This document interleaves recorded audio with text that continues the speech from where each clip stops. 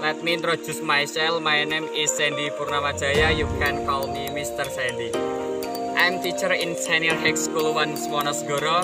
I'm come from Tegal Sari Village, Karanggede District, Boyolali Agent Central Java Province. How are you today?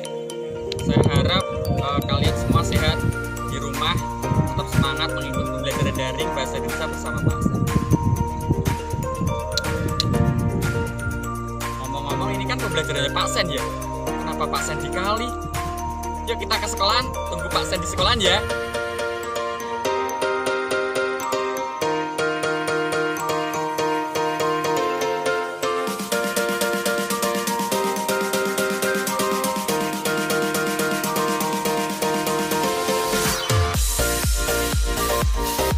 Naik jembatan.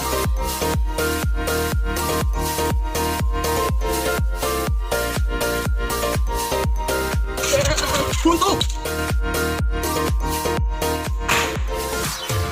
Pak Sandy sudah sampai di sekolahan. Mari kita masuk ke pembelajaran.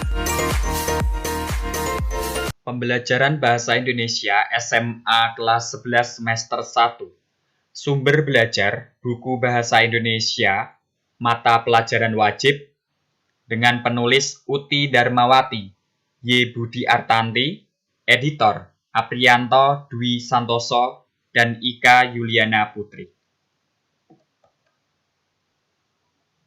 Masuk ke bab 1, teks prosedur. Nanti yang kita akan pelajari yang pertama ada instruksi dan informasi dalam teks prosedur. Yang kedua ada rancangan pernyataan umum dan tahapan-tahapan dalam teks prosedur. Yang ketiga adalah struktur dan kaidah kebahasaan teks prosedur. Dan yang keempat yaitu menyusun teks prosedur. Langsung saja yang pertama yaitu instruksi dalam informasi dalam teks prosedur. Yang akan kita pelajari yaitu definisi dan ciri-ciri teks prosedur, jenis-jenis teks prosedur, dan cara menentukan tahapan-tahapan dalam teks prosedur. Pengertian teks prosedur dan ciri-cirinya. Teks prosedur adalah jenis teks yang menunjukkan dan menjelaskan sebuah proses dalam membuat dan mengoperasikan sesuatu yang dikerjakan melalui langkah-langkah sistematis atau teratur. Saya tegaskan kembali, dalam teks prosedur harus terdapat langkah-langkah. Jadi, yang ditekankan dalam pengertian teks prosedur yaitu langkah-langkah. Selanjutnya yaitu ciri-ciri teks prosedur. Yang pertama berisikan langkah-langkah, yang kedua disusun secara informatif, ketiga dijelaskan secara terperinci, keempat bersifat objektif, kelima menggunakan kalimat imperatif, keenam kalimat jelas, logis, dan singkat.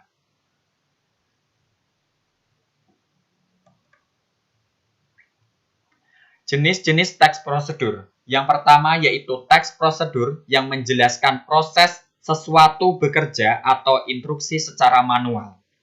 Yang kedua yaitu teks prosedur yang menginformasikan aktivitas tertentu dengan peraturannya. Yang ketiga yaitu teks prosedur yang berhubungan dengan sifat atau kebiasaan manusia. Tahapan-tahapan dalam teks prosedur. Tahapan-tahapan dalam teks prosedur ditandai dengan kalimat imperatif karena mengandung banyak perintah. Teks prosedur juga dapat berupa kalimat deklaratif. Kalimat deklaratif berisi pernyataan. Kalimat tersebut berfungsi memberi informasi.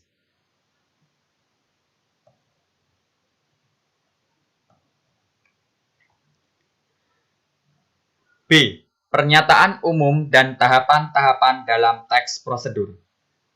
Tahapan-tahapan dalam teks prosedur dibagi menjadi dua. Yang pertama tahapan dalam teks prosedur dan yang kedua pernyataan umum dalam teks prosedur.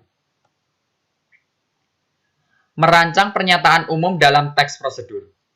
Teks prosedur memiliki dua bagian utama berupa pernyataan umum dan tahapan-tahapan atau langkah-langkah.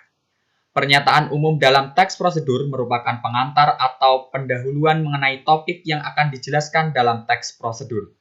Pernyataan umum dalam teks prosedur dapat berisi tujuan teks prosedur.